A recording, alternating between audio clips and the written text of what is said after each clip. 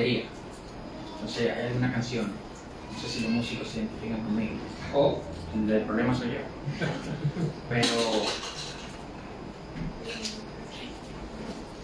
Pero me gusta adorar tocando batería. Entonces, cuando hay canciones así, tienen un tiempo específico, ¿sabes? O sea, ya hablando de los músicos, tienen un tiempo específico, o sea que tú puedes hacer cosas, ¿verdad? Sin necesariamente arriesgar, dañar la canción, que también puede pasar. Pero esas canciones me gustan tocar, entonces cuando son canciones así, ¿dónde está la batería? Espero que en el cielo me dejen tocar. Bueno, saludos, bienvenidos, los que no estaban hace un ratito cuando saludamos. Hoy vamos a continuar la misma serie que veníamos viendo con el pastor Carlos. Ellos están en Colombia todavía, en un retiro de mujeres, y Carlos puede acompañar también a Lili, y la están pasando muy bien, están comiendo mucho, por lo menos eso se ve en la foto. Sí, entonces, que Dios los bendiga ya y que los traiga con bien. Entonces, veníamos viendo la carta a los filipenses, ¿no? Y estamos ahora en el capítulo 3, versículo, vamos a ver hoy del 1 al 16, para poner un poco en contexto. O sea, esta carta, una de las cartas de la prisión de Pablo, se entiende que fue escrita desde su prisión en Roma, como Colosenses, ¿verdad? Como Filemón. Y esta específicamente fue escrita como una respuesta, ¿verdad?, a un regalo que los filipenses le enviaron a Pablo mientras estaba en la prisión. Y él escribe, pues, ¿verdad?, agradeciendo esto y tocando otros temas, aprovechando la oportunidad. Y él exhorta a los filipenses que continúen caminando dignamente la vida cristiana. Vemos el versículo 27 del capítulo 1, compórtense de manera digna del Evangelio. Pablo ora por ellos, los exhorta, les cuenta cómo Dios está usando sus prisiones, porque Pablo está preso, ellos lo saben. Pablo reconoce, ustedes pueden estar preocupados, pero no, que ahora mucha gente ha oído del Evangelio, y mucha gente ahora it's bold enough, ¿verdad? Se atreve ahora a compartir más por lo que me está pasando a mí, entonces estamos todos felices. Pone a Cristo de ejemplo para el comportamiento de ellos, para cómo ellos deben llevar esa vida cristiana, y tenemos ahí el pasaje en el capítulo 2 de Filipenses que conocemos. Cristo que era igual a Dios, pero no consideró ser igual a Dios. Luego les cuenta de Epafrodito y de Timoteo. Qué bueno que mandaron a Epafrodito, le estoy devolviendo a Epafrodito junto con la carta, ¿no? Epafrodito es que lleva la carta, pero les cuenta que se enfermó, que casi se muere y tal. Se ve ahí veíamos el domingo pasado ese trabajo en equipo entre Pablo, Timoteo, Epafrodito y los demás creyentes. Y luego de todo esto, ahora en el capítulo 3, Pablo introduce varios temas que estaban causando problemas en la iglesia. Un tema eran los judaizantes, que luego se llamaron así como los judaizantes, y algunos pleitos internos luego en el capítulo 4. Vamos a ver hoy esta porción del capítulo 3, del 1 al 16, específicamente con este tema de los judaizantes, estos judíos convertidos, vamos a llamarlo entre comillas, que querían mantener el cumplimiento de la ley para salvación, ¿verdad? Y vamos más adelante a expandir un poco esto, porque como veremos se puede el caso que tú en Hechos 15, en Corintios, donde, oye, de repente no estamos cumpliendo la ley para salvación, pero vamos a someternos a ella por otras razones. Pero en este caso específico, y vamos a ver por qué eso es tan grave, es el cumplimiento de la ley para salvación. Entonces, vamos a entrar al texto, en el versículo 1, Filipenses 3. Por lo demás, hermanos míos, regocíjense en el Señor. A mí no me es molesto escribirles otra vez lo mismo, y para ustedes es motivo de seguridad. Cuídense de esos perros, cuídense de los malos obreros, cuídense de la falsa circuncisión. Porque nosotros somos la verdadera circuncisión, que adoramos en el Espíritu de Dios y nos gloriamos en Cristo Jesús, no poniendo la confianza en la carne. Aunque yo mismo podría confiar también en la carne. Si alguno otro cree tener motivo para confiar en la carne, yo mucho más. Circuncidado los 8 días de nacer, del linaje de Israel, de la tribu de Benjamín, hebreo de hebreos, en cuanto a la ley, fariseo, en cuanto al celo, perseguidor de la iglesia, en cuanto a la justicia de la ley, hallado irreprensible. Pero todo lo que era para mí ganancia lo he estimado como pérdida por amor de Cristo. Y aún más, yo estimo como pérdida todas las cosas en vista del incomparable valor de conocer a Cristo Jesús, mi Señor. Por Él lo he perdido todo y lo considero como basura a fin de ganar a Cristo y ser hallado en Él, no teniendo mi propia justicia derivada de la ley, sino la que es por la fe en Cristo, la justicia que procede de Dios sobre la base de la fe, y conocerlo a Él, el poder de su resurrección y la participación en sus padecimientos, llegando a ser como Él en su muerte, a fin de llegar a la resurrección de entre los muertos. No es que ya lo haya alcanzado o que ya haya llegado a ser perfecto, sino que sigo adelante, a fin de poder alcanzar aquello para lo cual también fui alcanzado por Cristo Jesús. Hermanos, yo mismo no considero haberlo alcanzado, pero una cosa hago, olvidando lo que ya queda atrás y extendiéndome a lo que está delante, prosigo hacia la meta para obtener el premio del supremo llamamiento de Dios en Cristo Jesús. Así que todos los que somos perfectos tengamos esta misma actitud, y si en algo tienen una actitud distinta, esto también se lo revelará Dios. Sin embargo, continuemos viviendo según las mismas normas que hemos alcanzado. Gracias, Dios, por tu palabra. Gracias, Señor, por tu Espíritu que nos guía, Señor, en la lectura de ella, que nos habla en nuestros corazones, en nuestras mentes. Señor, te pido que en este momento tú seas conmigo, Señor, que cuides mi corazón, mi mente, de lo que voy a decir. Que sea, Señor, lo que tú quieres que se diga de tu palabra. Señor, y que tu Espíritu tome eso y trabaje en los corazones de cada una de las personas que estamos aquí. En el nombre de Jesús. Amén. Esta mañana llegué un poco más temprano y decía ahí que yo le dije, vamos a orar, esperando a la gente. Y decía ahí que dije, ¿tú qué quieres orar? Y ella me decía, no, yo no sé orar. Y yo, bueno, pero tú oras. Sí, sí. Digo, pero ¿qué tú le pedirías al Señor ahora? O sea, vamos a empezar el culto, que yo voy a predicar, ¿qué tú le pedirías al Señor? Dice, que te sienta bien y que no diga nada malo. Yo digo, pero eso es lo mismo que yo voy a orar. Ese mío es exactamente igual. Que yo no vaya a decir nada malo. No, obviamente, después le digo, yo la voy a decir un poquito más desarrollada, pero la idea es esa. Me acuerdo de eso. Entonces, versículo 1. Por lo demás, hermanos míos, regocíjense en el Señor. A mí no me es molesto escribirles otra vez lo mismo. Para ustedes es motivo de seguridad. Piensa como aquí, por lo demás, ¿verdad? Se traduce de hecho en inglés finally, o sea, finalmente. ¿Okay? Pero Pablo usa esa misma palabra en el 4.8, creo, más adelante, para terminar.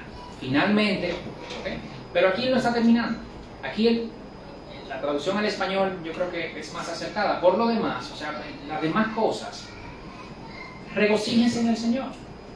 Algo muy simple, no está complicado. De lo demás, regocíjense en el Señor. A mí no me es molesto escribirles otra vez lo mismo. O sea, Pablo sabe que ya ha mencionado varias veces lo de regocijarse y lo del gozo en esta carta. Y de hecho, en el 4.4, regocíjense en el Señor. Otra vez lo digo, regocíjense en el Señor. O sea, él está presionando ese tema. Y él lo sabe. Él está repitiéndose conscientemente de que se está repitiendo. Él está haciendo un énfasis grande en esto. Y es, viendo el contexto, a pesar de, ¿cómo a pesar de? Claro, a pesar de, él está en prisión. ¿Okay? En el versículo 28, en el versículo 28 del capítulo 1 le habla a los filipenses de sus adversarios. En el 29 y 30 le van a decir, sí, van a tener conflicto, van a tener sufrimiento. Los exhorta, una carta de exhortación a los filipenses. Acaba de decir que Epafrodito estaba al borde de la muerte. Dentro de todo eso, regocíjense en el Señor. Por lo demás, regocíjense en el Señor. La vida del cristiano tiene que ser una vida caracterizada por el gozo. Y vamos a ampliar un poco este este versículo, y luego entraremos, o sea que esto es como un medio mensaje dentro de un mensaje, pero decía, pero ¿qué tan importante es esto? Y yo pensaba, vamos a ver, si el cristiano no tiene una vida que se caracterice por ser una vida de gozo, ¿qué opción le dejamos al resto?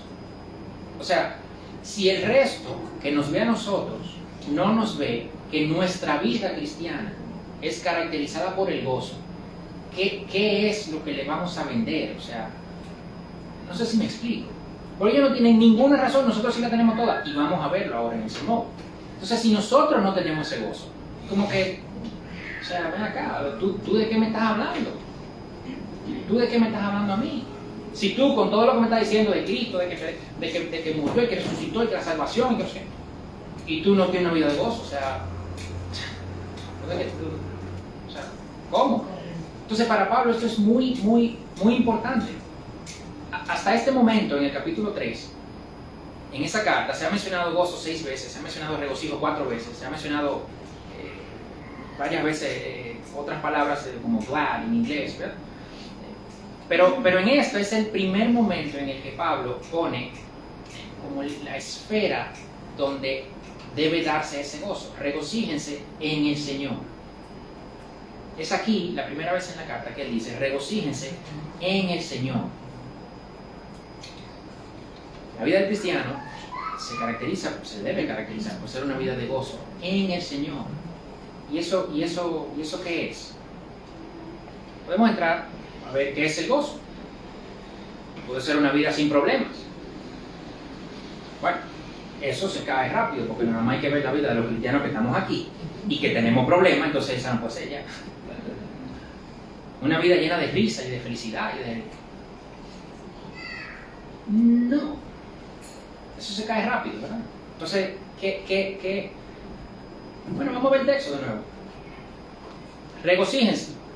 Y vamos a ver no vamos a ver la carta entera, vamos a ver este texto. Regocíjense. Próximo versículo, cuídense. Es el versículo 2. Lo primero que dice, la primera palabra del versículo 2. Después que le dicen, regocíjense en el Señor. Versículo 2, cuídense. Luego viene una comparación de lo que es bueno, ¿verdad? Hasta el versículo 10, 7, 8. Y es el 3, 4, 5 de lo que es la carne, ¿no? De esa confianza en la carne. Entonces, aquí hay un tema. O sea, la cosa no está clara y Pablo está aclarando esto. La comparación, de hecho, en esa comparación Pablo incluye como un deseo casi de sufrir los padecimientos de Cristo. Luego sigue diciendo, oye, sí, pero que yo no he alcanzado ya. O sea, vamos a regocijarnos, pero cuídense. Tienen esto, cuídense de esto, porque esto no es lo bueno, esto es lo bueno. Y lo bueno tiene una participación en padecimiento.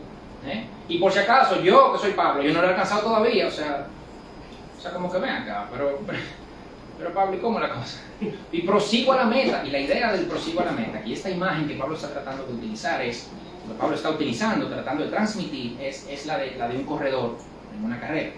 No sé si han visto un corredor en una carrera, o sea, yo creo que se disfruta el final. El correr no. ¿Okay? Así. Yo no he participado en carreras, pero yo veo la cara de... o sea, el correr no. Pero regocíjense, y luego de regocijarse, todo eso, tú dices, ven acá, Pablo, pero esto es como contradictorio, ¿cómo es? Bueno, vamos a ver más para adelante. Ahora, lo que yo sí sé que lo que Pablo está diciendo aquí entonces, no cuadra con your best life now, con tu mejor vida ahora. ¿Ok? No cuadra con eso. Y cuando escribía lo de mejor tu vida ahora, necesito otro libro, porque siempre menciono el mismo. Your best life now, ¿no? Tengo que ver otro, para citar otro, porque hay bastantes. Esto no va con que sí, Dios quiere que seamos prosperados, como que no cuadra. Entonces, no hay que entrar muy teológico, muy profundo. Tú lo ves y tú dices, esto no es lo mismo, esto no cuadra. O sea, entonces, ¿qué es el gozo? O sea, está bien, Yanni, perfecto, pero ¿qué es el gozo? Bueno, todavía no entremos en definiciones. Vamos a poner ciertos ejemplos vanos, ¿ok? Y luego, no un ejemplo, sino una realidad. Pero vamos a poner ciertos ejemplos vanos. Porque el gozo al parecer es algo que está como por encima, como, ¿sabes? Como a través de ciertas cosas que en principio no parecieran ser motivo de gozo, ¿verdad? Cuídense, Epafrodito estaba al punto de la muerte, de hecho, a punto de la muerte, y que Dios tuvo misericordia de Pablo, ¿ok? Que Epafrodito no se muera para que Pablo no tenga tristeza sobre tristeza, pero regocíjense, me ven acá. Esa es la carta del gozo. Pero vamos a ver, o sea, vamos a poner algunos ejemplos medio sencillos, medio simples. Suponte que, no sé, uno que su familia está en Dominicana, entonces tú tienes mucho tiempo que no ves a tu sobrino, tu nieto, o de repente tu hermana, ¿verdad? O tu hija tuvo un bebé, ¿verdad? Entonces tú ahora eres abuelo, abuela, o tú eres tío, tía, y es primera vez que tú lo ves, ¿verdad? Tiene un par de meses de nacido. Y entonces tú vas, ay, mi sobrinito, mi nietecito, y lo cargas, no sé qué, y cuando lo cargas, sí, te vomitas. Tú no quieres que te vomiten, pero como que en ese contexto, tú dices, probablemente no te va a importar. Claro, tiene que cambiar, o sea, ahora hay un tema, porque no va con la ropa en el vómito. Tiene que limpiar, tiene que cambiar la ropa, de repente puede que la ropa te se dañe, quién sabe, pero en ese momento hay otra cosa, ¿no? Otro ejemplo. Tú hagas ¡pam! Te acaban de chocar el carro. Pero, de hecho, tú, no sé, te acaban de decir que no sé, te dieron una super bonificación en el trabajo de $1 millón. Tú dices, sí, esto es un problema, yo tengo que cambiar el carro, pero ahora me van a dar $1 millón. ¿Sabes? Como que sí, va a ser un problema. Obviamente, de hecho, alguna reacción será, oye, deje ese carro ahí, yo tengo $1 millón ahora. O sea, pero, y estoy dando ejemplos muy vanos, ¿eh? O sea, estás jugando un partido de fútbol, estás ganando 4-0, tú metiste 2, ¿verdad? De los 4 goles. Y ya en el tiempo de descuento, o sea, ya se acabaron 90 minutos, ahora te quedan 2 minutos más, y ahí en esa jugada hubo un córner y tú metiste un autogol. Oye, tú no quieres meter un autogol, ¿sabes? Pero tú estás ganado. Eso, ¿ok? Entonces son ejemplos muy de nada. Pero vamos a ver, tú te acabas de dar cuenta que tú naciste en un mundo lleno de pecados y que tú eres de los que suman esos pecados, ¿ok? Y que tú acabas de caer, ¿no? de realize, como dicen los gringos, de darte cuenta de que tú vas a morir algún día y que tú no puedes escapar de eso, ¿ok? Y tú no puedes volver de la muerte. Y tú solamente tienes una oportunidad para quebrar la ley y ya lo hiciste. Y no, tú sigues haciéndolo por minuto casi, es una cosa que tú no puedes evitarlo inclusive. Y de hecho, a veces es que ni te importa. Tú te acabas de dar cuenta que Dios sí existe, tú dices, espérate, que esto es muy complejo. O sea, esto no es verdad, que viene de nada. ¿Ok? De hecho, yo me doy cuenta que yo he sentido muchas veces ese sentido moral de que yo estoy mal. ¿Quién me puso eso? Me lo puso Dios. ¿Tú te acabas de dar cuenta de eso? Tú acabas de entender, de hecho, que ese Dios es santo, que es perfecto, que no soporta el pecado, que no se asocia con el pecado en lo absoluto. Y que como tú eres pecador, ya estás marcado, ya estás manchado, ya estás condenado a no poder estar con Dios jamás. O sea, tú nunca vas a poder ver la perfección. Tú nunca vas a poder ver su santidad. Tú nunca vas a tener respuesta de todas las injusticias que tú ves en el mundo. Dice, yo nunca voy a ver eso. O sea, se va a quedar la injusticia. Yo no lo voy a ver. Su hermosura. Tú sabes que lejos de Dios lo que hay es sufrimiento, dolor. Tú no puedes hacer nada. Pero también te acabas de enterar que ese mismo Dios se entregó en la persona de Jesús y que vivió ese Jesús perfectamente para cumplir la ley que tú quebraste. ¿Okay? Y sufrir el castigo que te tocaba a ti, pagando por tus pecados, para que no te tocara a ti ese castigo. que Dios se agradó y aceptó ese sacrificio y lo resucitó. Lo resucitó de los muertos. Esto implica que ya la muerte no tiene fuerza, no tiene poder contra Jesús. Y Él te dice a ti, oye, es que sí, la muerte no tiene nada que ver conmigo, o sea, no tiene poder contra mí, pero yo te lo voy a dar a ti también, para que tampoco tenga poder contra ti. Oye tú, gratis, para ti, gratis para ti, yo lo pagué, para ti es gratis. Y si tú aceptas eso, tú vas a vencer la muerte, tú también vas a conocer la justicia, vas a conocer la perfección, vas a estar contemplando la grandeza de Dios, su hermosura, su santidad. Todo lo malo que te ha pasado a ti, ahora tú lo vas a entender. Lo vas a ver, de hecho, como bueno. Va a llegar un momento en que lo vamos a ver como bueno, lo vamos a entender. Todas esas cosas que no entendemos de por qué, Dios mío. Va a llegar un momento en que vamos a decir, oh, ya. Imagínense ese sentimiento de paz. Claro. Pero mientras llegue ese momento,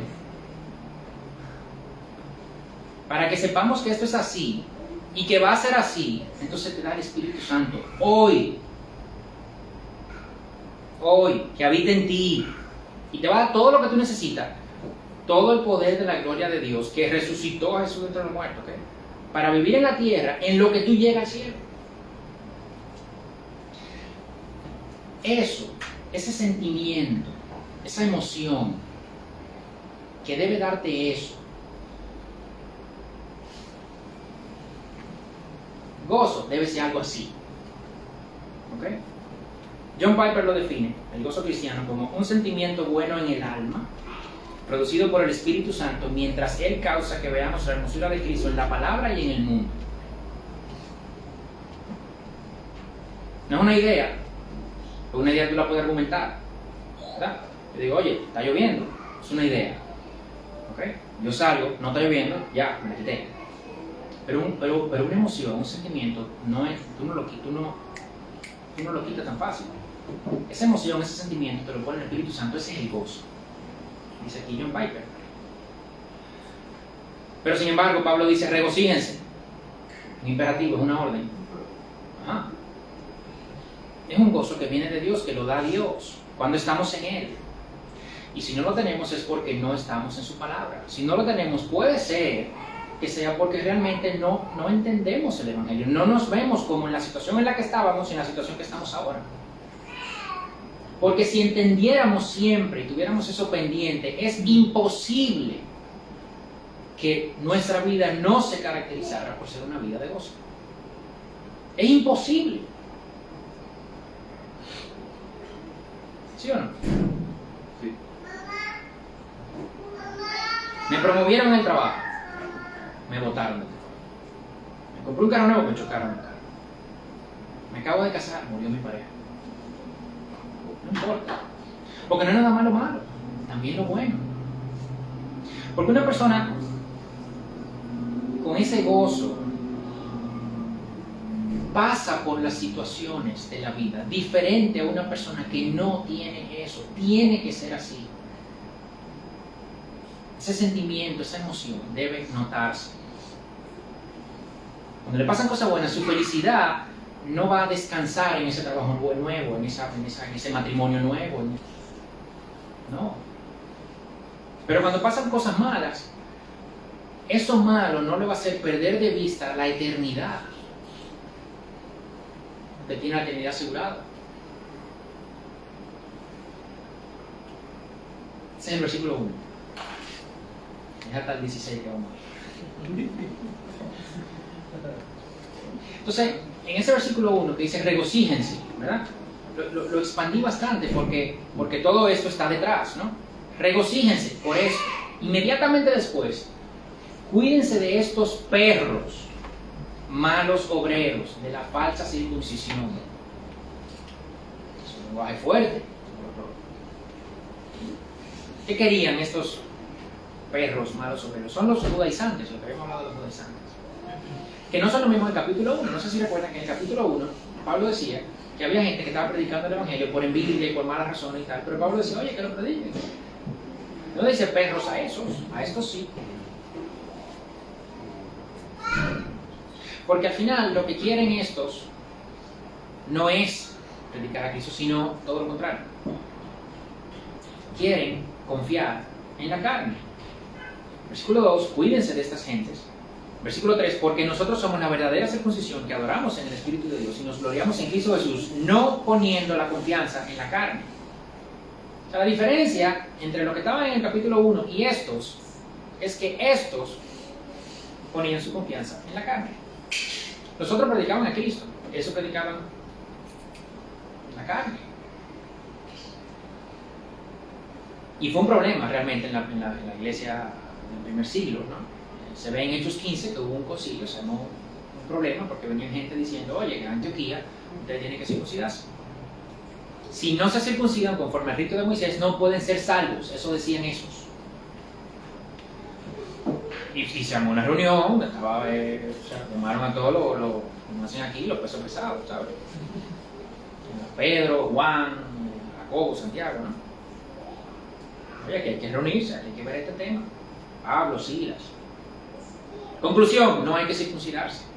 Enviaron una carta a Antioquía, que la respuesta, de hecho, decía, Hechos 15:24, la carta son unos versículos más, pero quiero centrarme aquí, porque esto es interesante, puesto que hemos oído que algunos de entre nosotros, a quienes no autorizamos, los han inquietado con sus palabras, perturbado sus almas.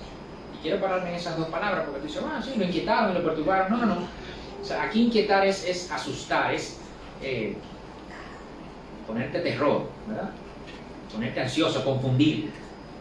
Y perturbar daba la idea de bancarrota, de recoger, vamos a recoger todo esto que nos lo vamos a llevar, ya esto se acabó. ¿Okay? Como dirían los músicos, entuchen. Se acabó ya. O sea, esto que estaban haciendo estos judaizantes llevaban a la gente a asustarse, terrorificados. Tanto así que su alma quedaba en bancarrota, recojan que se acabó. Aquí no hay más nada que dar ya. Así quedaban. Esto no es poca cosa. Porque lo leemos y le pasamos por encima, como que no, que la gente tenía que circuncidarse. No, pero cuando vemos aquí, es que era terrible, inquietaban y perturbaban. O sea, pero ¿qué hacemos ahora? O sea, yo entonces, ¿qué hago? Entonces, Gálatas 2, Pablo de hecho confronta a Pedro cuando Pedro se está judaizando casi, ¿no? De nuevo. Eso no es lo mismo. Pues tú dices, ven acá, pero tú estás mencionando algunos versículos ahí. ¿Cuál versículo estoy mencionando? No, pero en Hechos 16. O sea, en Hechos 15 se dice, no se tiene que circuncidar. ¿Verdad? Excelente, vamos para Antioquía. Llegamos a Antioquía. Hechos 16, Pablo a Timoteo, circuncídate. Yo se podría entonces. Pero hay que circuncidarse, ¿cómo es la cosa? Pero en Gálatas, Pablo está de hecho hablando en contra de eso. Porque dice en el versículo 3 de Gálatas 2 que a Tito no se tuvo que circuncidar porque él dijo que no se circuncidara. Pero a Timoteo sí. ¿Y entonces? Bueno, Tito era griego. Timoteo era judío. ¿Okay? Timoteo, su mamá se sabe por lo menos, su mamá era judía. Segunda de Timoteo 3:15, Pablo le dice, desde la niñez te sabes las Sagradas Escrituras. O sea, Timoteo era judío. Entonces Pablo dice, oye, para no obstaculizar el Evangelio, porque se supone que tú debiste haberte como judío circuncidado. ¿Ok? Entonces ahora esto de repente se puede poner en un problema para aquellos que quieren o que no quieren oír el Evangelio. Entonces, oye, circuncida. Tito, no, pero Tito es griego, no, pero Tito no tiene circuncisión. Porque Tito cuando era chiquito tampoco tenía que hacerlo. Nadie lo espera. Entonces, si tú me dices a mí que Tito tiene que circuncidarse para salvación, yo te estoy diciendo que Timoteo se circuncide porque es judío. No para salvación, sino porque es judío, para que esta gente se calle la boca. Literalmente. Entonces no es lo mismo. ¿Ok? Hechos 15:1, si no se circuncidan conforme al rito de Moisés, no pueden ser salvos. Es una cosa totalmente diferente. Primera de Corintios 8 es un pasaje que Pablo está hablando de la sensibilidad hacia los hermanos, de comer carne sacrificada a los ídolos y demás. Y los versículos del 9 al 13, los voy a leer, en Primera de Corintios 8 dice, pero tengan cuidado, no sea que esta libertad de ustedes de alguna manera se convierta en piedra de tropiezo para el débil. Porque si alguien te ve a ti que tienes conocimiento sentado a la mesa de un templo de ídolos, no será estimulada su conciencia si él es débil a comer lo sacrificado a los ídolos. Por tu conocimiento se perderá el que es débil, el hermano por quien Cristo murió. Y así, al pecar contra los hermanos y herir su conciencia, cuando ésta es débil, pecan contra Cristo. Por tanto, si la comida hace que mi hermano caiga en pecado, no comeré carne jamás para no hacer pecar a mi hermano. O sea, le decía al principio, ¿no? Una cosa es esto, atenerse a la ley para salvación. Cuídense de estos perros. ¿Okay? Y otra cosa es atenerse a la ley por sensibilidad, hermano.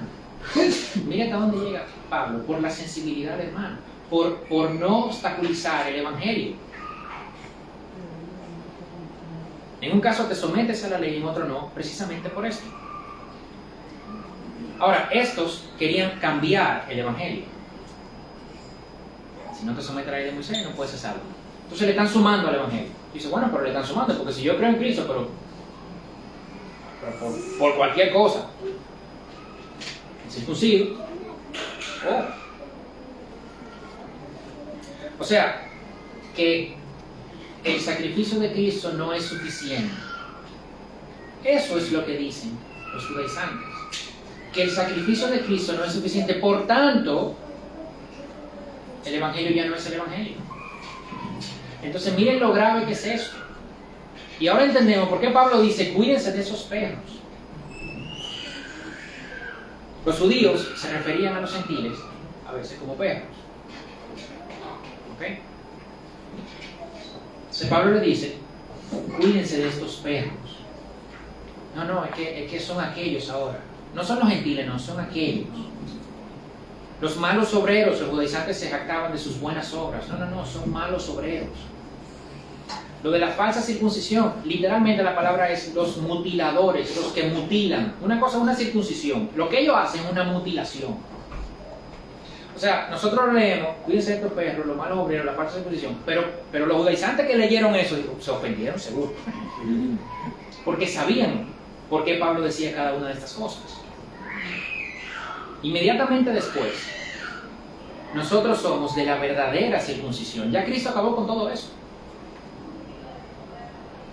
Y se dice, wow, pero eso es ese lenguaje de Pablo ahí. Bueno, acuérdense que en Gálatas 1, 8 y 9 dice, es que si le predican otro evangelio, que sea maldito. Esto no es poca cosa.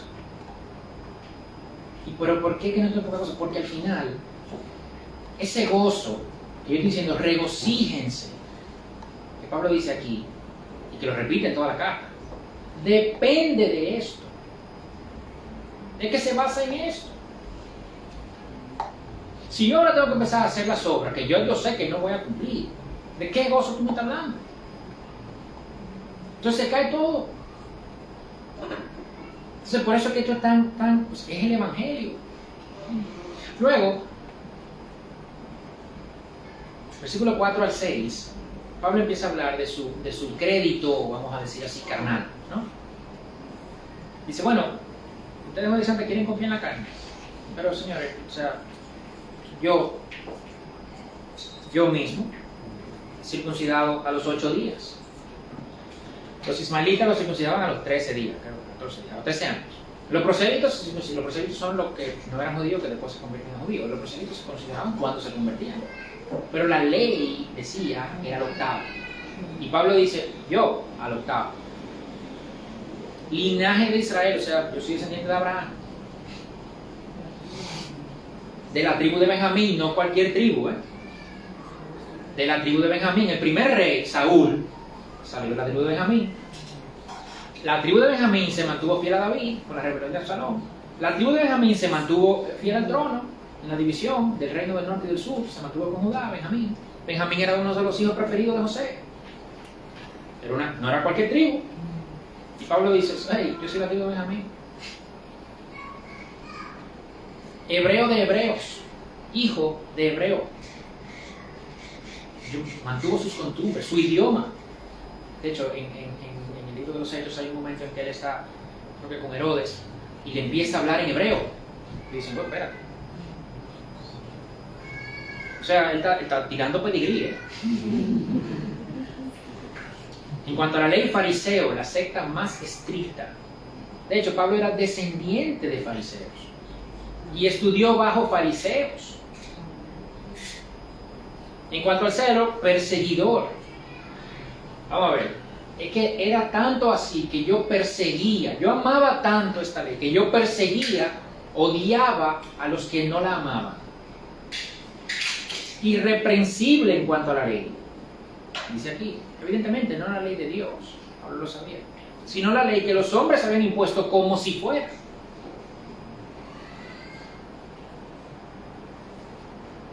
Recuérdense que cuando muere Esteban, Pablo estaba.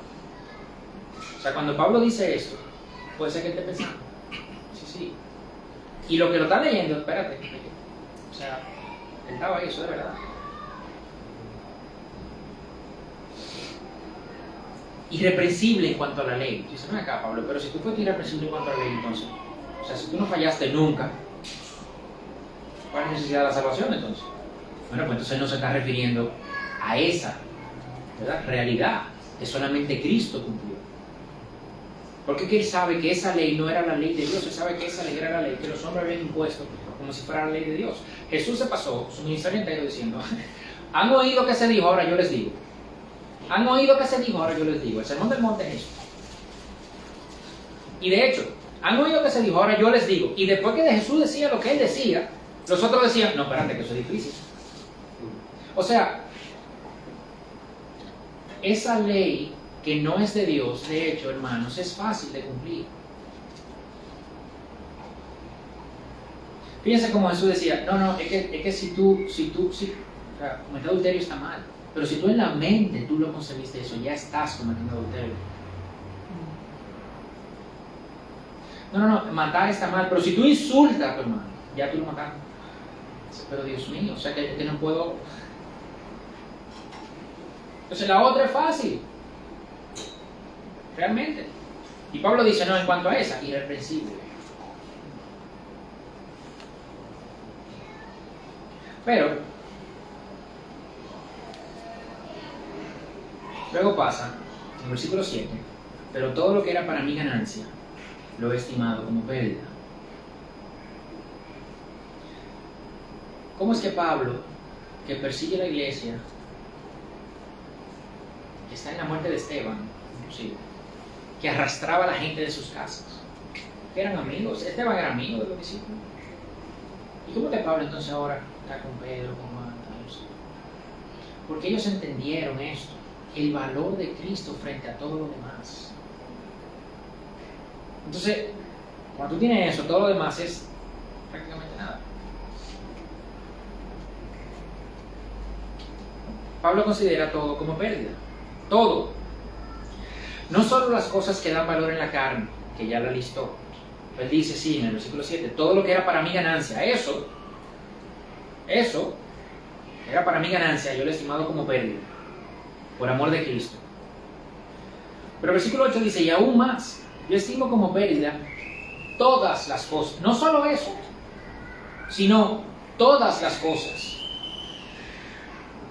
en vista del incomparable valor de conocer a Cristo Jesús, mi Señor. Todo, todas las cosas, todo, absolutamente todo. Dice, pero todo, no todo.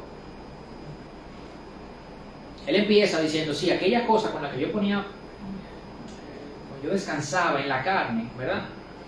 Sí, yo lo tengo como pérdida, sí, claro, porque imagínate, la salvación por Cristo, claro que sí. Sí, no, pero es que no es eso, es todo. Pero todo, mi joven, sí, todo. Pero, y trabajo viejo, porque al final, no, todo. Yo oía Tim Keller, la predica de Tim Keller, hace unos cuantos días, y él decía que tú siempre terminas haciendo lo que tú más quieres hacer. ¿Cómo que tú siempre terminas haciendo? Sí, tú siempre terminas haciendo lo que tú más quieres hacer. Bueno, pero te pusieron una pistola en la cabeza, sí, porque. Pero tú se fue forzado, no, o tú podías coger tiro. En realidad, tú, lo que sea en ese momento, preferiste hacer eso a recibir el tiro. Entonces tú, en todo momento, terminas haciendo lo que tú más quieres hacer. ¿Verdad? Entonces, cualquier otra cosa que yo pueda poner la confianza en, dice, no, pero la familia, sí, la familia. Tú puedes estar valorando más la familia, ¿no? Lo que pasa es que me veo forzado porque los hijos, que la esposa, no. Y de nuevo, ustedes ya conocen, o sea, no estamos diciendo que no, o sea, hay prioridades en la vida de cada quien, y eso es parte bíblico, pero lo que estoy diciendo es, esa gente, cuando Jesús le dice, no, suelta la mano del lado, el que pone la mano del lado y mira para acá, se va. ¿Ok? Es todo, como dice Pablo. Y de hecho, por él lo he perdido todo y lo considero como basura, a fin de ganar aquí. So, basura aquí es algo que está podrido, que hay que botarlo, estiércol, basura. Versículo 9, y ser hallado en él, no teniendo mi propia justicia derivada de la ley, sino la que es por la fe en Cristo, la justicia que procede de Dios sobre la base de la fe. La justicia de la carne, esa confianza en la carne, no procede de Dios, procede de mí mismo. Porque soy yo el que lo hago. Soy yo el que lo hago. No es sobre la base de la fe, es sobre la base en la confianza, en mi capacidad, en mi propio hacer. No me lleva a conocerlo a Él, me lleva siempre a la mentira. Termina justificándote siempre, ¿no? Muchas veces con mentira. No me lleva a experimentar el poder de su resurrección. Porque no me exige morir a mí mismo tampoco. Me lleva a la muerte sin resurrección. No me lleva a participar de sus padecimientos, de hecho, todo lo contrario, me lleva a sentirme pleno, a vivir una buena vida, a justificar cualquier padecimiento con falta de fe, ¿sabes? Falta de confianza en ti mismo, falta de confianza en Dios, en el mejor de los casos. Porque tiene de todo, Me deja sin argumento frente al dolor también, o sea, porque esa justicia en la fe, o sea, ¿sufrir para qué? Esa fe en tu propia justicia, en tu carne, ¿sufrir para qué? No, es la justicia en Cristo, que te dice, no, yo sufrí también, yo sé lo que es eso. Pero si tú no tienes esa fe ahí, la tienes tú, ¿cómo tú explicas cosas?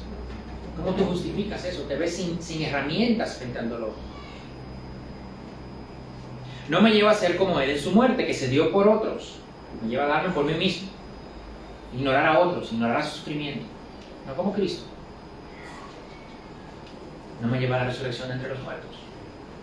Pero la justicia que procede de Dios sobre la base de la fe, sí nos lleva a conocerlo a Él, un conocimiento íntimo. A saber lo que Él quiere, saber lo que no quiere.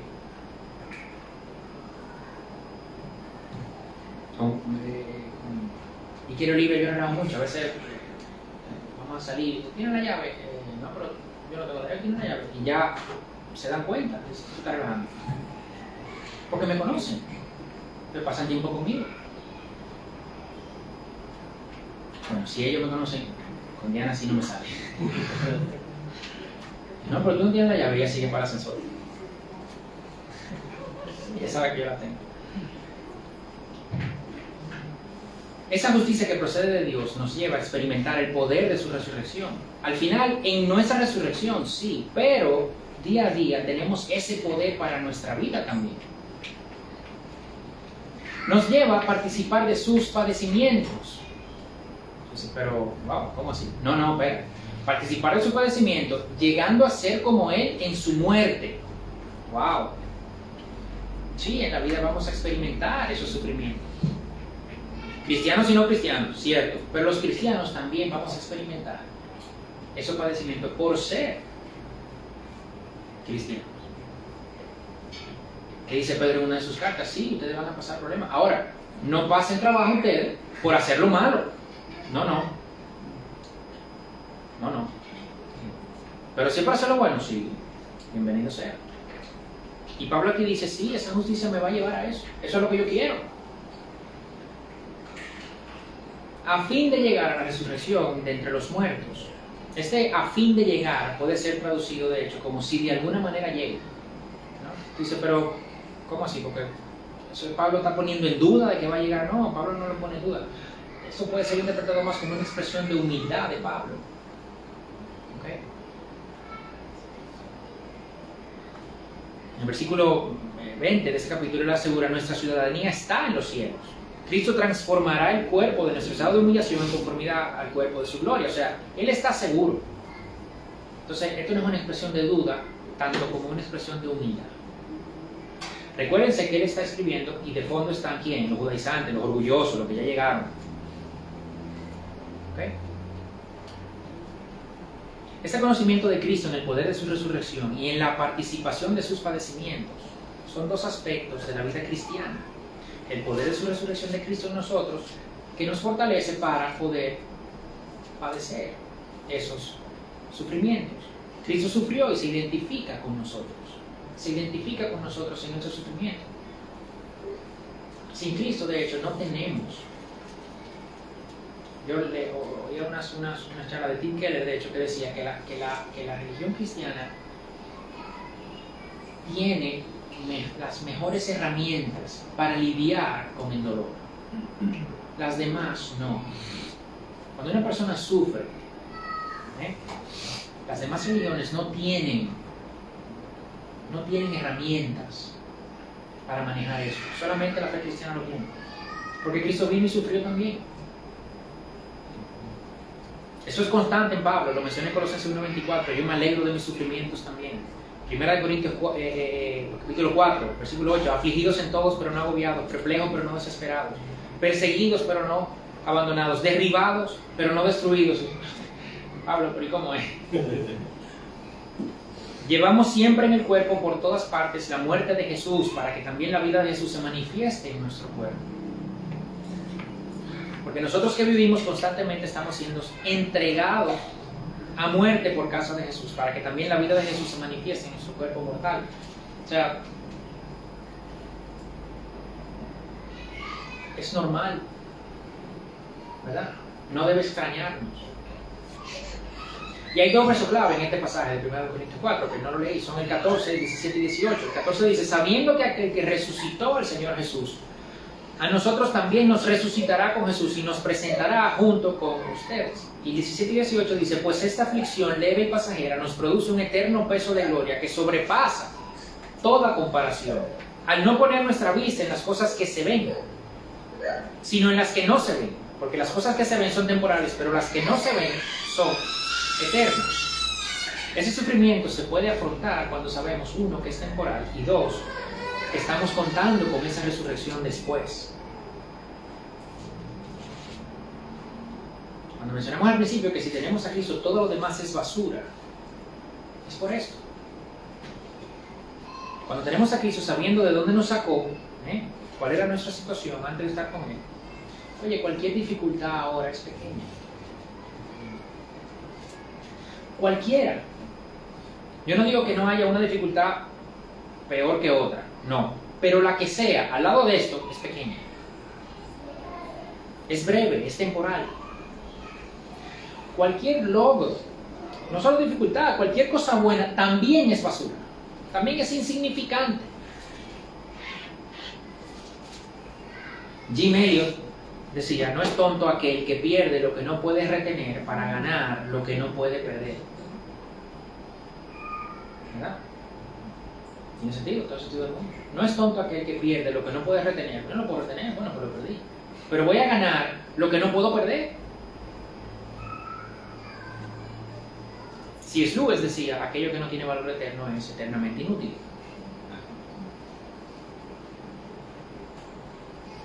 En el versículo 12, no es que lo haya alcanzado o que ya haya llegado a ser perfecto, sino que sigo adelante. O sea, después de todo esto, Pablo dice: espérate, sí, eso es así, pero no es que yo llegué ya. En contraste de nuevo con los judaizantes, que creen que, como, ¿sabes? Ellos se creen superiores y ya llegaron, no son perfectos. Pablo dice: no, es que yo no he llegado. El Evangelio te hace un niño. El verdadero Evangelio pasa por reconocer que tú eres incapaz, de que tú no puedes aportar nada a tu salvación y que todo es regalado. O sea, el ser humano es tan orgulloso que no nos gusta que nos regalen cosas. Nos gusta que nos regalen cositas. ¿Ok? cositas. Pero un padre de familia, una situación precaria, económica, viene un hermano y le dice, no, mira, no, pero yo te lo voy a pagar, no, es un regalo, eso es como... Al ser humano no le gusta que le regalen cosas, nos gusta que nos regalen cositas insignificantes, de verdad, camisas, no sé qué, zapatos, pero cositas, no cosas de verdad, no, eso no. Y Pablo dice, óyeme, es que yo no le he alcanzado ya. Y el versículo 12, oigan lo que dice. No es que ya lo haya alcanzado o que ya haya llegado a ser perfecto, sino que sigo adelante a fin de poder alcanzar aquello para lo cual también fui alcanzado por Cristo Jesús. Es que yo no he llegado, ¿ok? Yo no lo he alcanzado. Pero es que a mí fue que me alcanzaron. A mí me alcanzaron para ver si yo llego a alcanzar aquello. Yo aquí no. Ustedes sí, no, sí, ustedes sí. Los perros. Ustedes sí, no, yo no. O sea, comparando los versículos 5 y 6, ¿sabes? De que yo, la ley, no sé qué, con los 12 y 15, ¿ok? Yo con esto, con el octavo día, hebreo de hebreo, no sé qué. Y aquí, yo mira, a mí me alcanzaron para esto, ¿ok? Yo no lo he alcanzado. Versículo 13 sigue, hermanos, yo mismo no considero haberlo alcanzado ya, pero yo no lo he alcanzado, pero ¿qué yo hago? Yo sigo. Ustedes habrán llegado, yo no he llegado, yo sigo. Cristo nos alcanzó a nosotros primero. Nos alcanzó para llevarnos a ser perfectos en Él. Conocerlo a Él, el poder de su resurrección, la participación en sus padecimientos, llegando a ser como Él en su muerte, a fin de llegar a la resurrección entre los muertos. Eso, así, completo, no puede pasar en esta vida. De hecho, de entrada hay que morirse. Entonces no puede pasar en esta vida. Ese conocimiento íntimo, porque la expresión de Pablo aquí de llegar a conocer a Cristo es un conocimiento íntimo. La idea aquí es un conocimiento muy, muy profundo, muy íntimo. Evidentemente eso se va a dar cuando estemos en su presencia. O sea, eso es lógico, ¿no? Si tú estás con una gente cara a cara, lo conoces mejor que si no estás con una gente cara a cara. Entonces, esto no puede pasar en esta vida. Tenemos que esperar. Bueno, alguien dice, sí, espérate, pero ya ni tenemos el Espíritu Santo. Cierto. Y tenemos la palabra, cierto. Pero también tenemos una naturaleza caída. Cierto. Bueno, pues ya. Tenemos una naturaleza caída, Señor, o sea, y no nos podemos librar de eso. Sí, ese es precisamente el problema que vino Jesucristo a resolver. Entonces empezamos a librarnos de esto cuando hagamos como Cristo hizo en el capítulo 2, ¿verdad? Del 5. Haya pues esa actitud que siendo igual a Dios se despojó de todo. Lo grande que hay que decirnos nosotros, oye, despójense de todo, pero oye, que tú se despoja siendo igual a Dios, ¿tú de qué que te va a despojar, mío? ¿Entiendes? ¿Qué es lo grande aquí?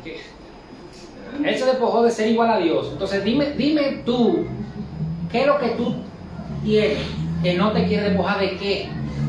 ¿De qué? Y eso se repite en Colosenses, en Efesios, o sea, suelten el viejo hombre, quítense eso ya. Lo empezamos a hacer en esta vida, pero no vamos a terminar hasta que muramos y resucitemos como Cristo. Mientras tanto, yo prosigo a la meta. Mientras tanto, yo sigo corriendo.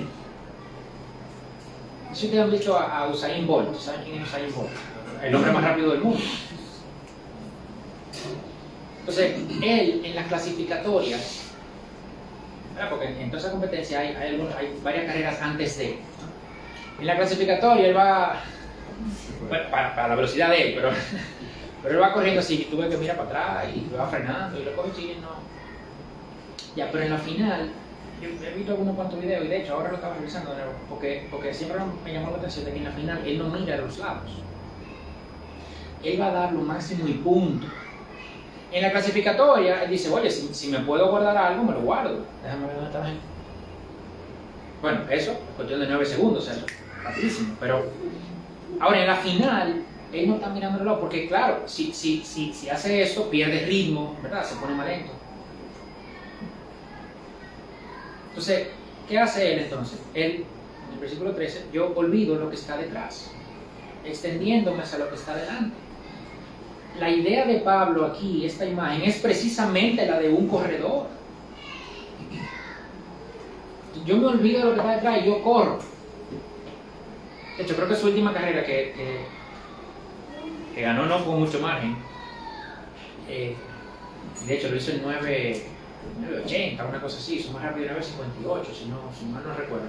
Atrás venían dos, fue el segundo y creo que el tercero yo creo que fue Blake, que era jamaiquino, por eso no estoy muy seguro. El segundo yo sí sé que fue Gatlin el gringo, un moreno rapidísimo también, que le sacó muy poco.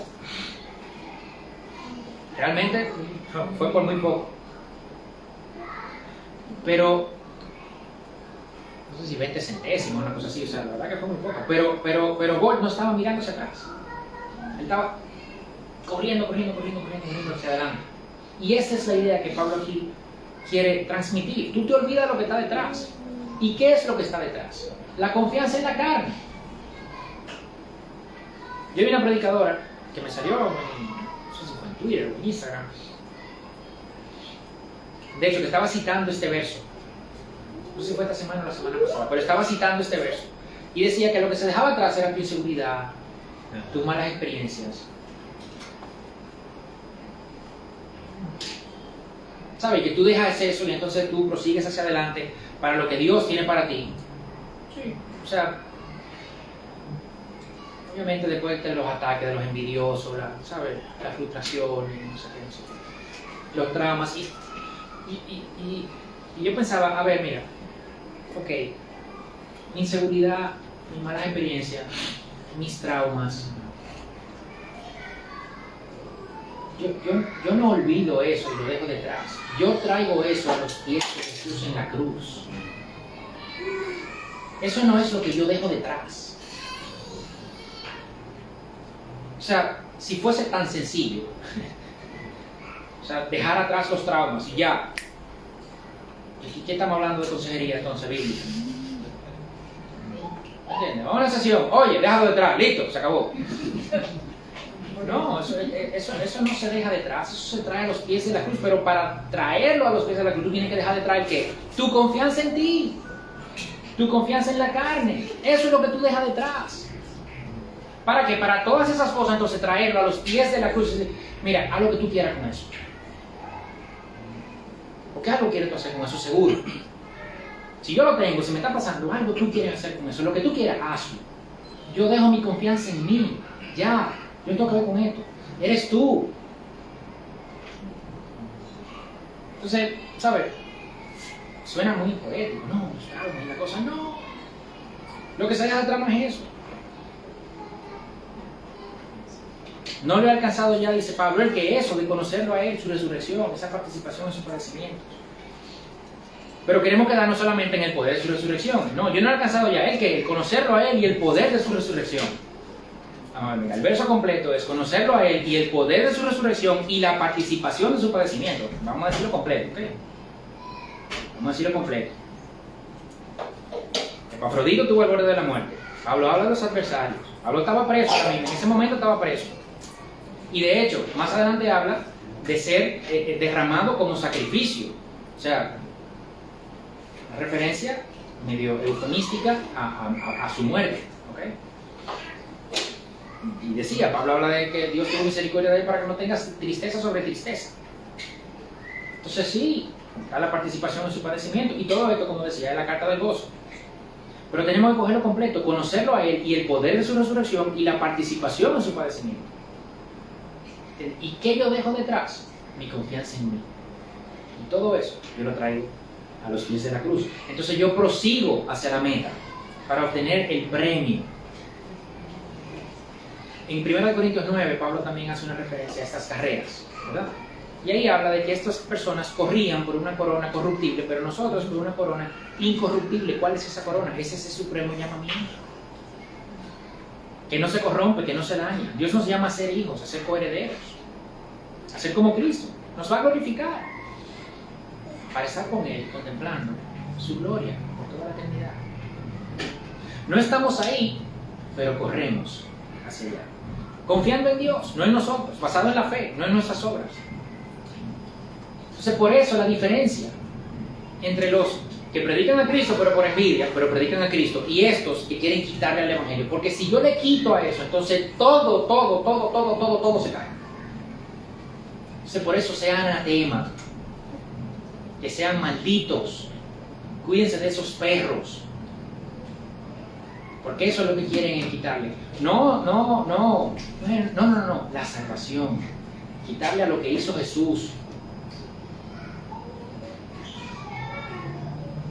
Y luego termina, versículo 15-16, así que todos los que somos perfectos tengamos esta misma actitud. Y si en algo tienen una actitud distinta, eso también se lo revelará Dios. Sin embargo, continuemos viviendo según la misma norma que hemos alcanzado. Ya estoy terminando. Esa es la actitud que debemos tener. Los que somos maduros. Y aquí dice que somos perfectos, pero también se puede traducir lo que somos maduros. O sea, lo que ya sabemos, que creemos en Jesús. Esa es la actitud que tenemos que tener, esa actitud humilde de dejar todo detrás. Si alguien tiene una actitud distinta, Dios se encarga. Dios se lo revelará también. Entonces, pero Pablo está escribiendo una carta de esto. Ok, sí, pero tranquilo, que Dios se encarga, Dios se lo va a revelar. Si alguno logra tener esa actitud, gloria a Dios. Otros no, esos otros, Dios se va a encargar de ellos. Sin embargo, continuemos viviendo según la misma norma que hemos alcanzado, a la altura del llamado, justificado por la fe, por gracia, regalo inmerecido de Dios. Continuemos viviendo, en inglés se puede traducir como living up to, es como vivir para cumplir algo, para llegar a alcanzar algo, ¿okay? De acuerdo a un estándar. Y por eso aquí dice, de la misma norma que hemos alcanzado. Y la palabra en ese original de continuemos viviendo es como que vamos todos en una línea, juntos en una línea, en esto que hemos alcanzado, en esta norma que tenemos. ¿Cuál? Dejando todo detrás. Nuestra confianza en cualquier otra cosa que no sea Jesús, la dejamos detrás. Y vamos hacia adelante. Porque quien garantiza el premio no somos nosotros. Quien garantiza el premio es Jesús. Quien garantiza el premio es Jesús. Vamos a orar. Gracias, Señor, gracias por esta mañana. Gracias por tu palabra. Gracias por tu Espíritu, Señor, que habla a través de ella.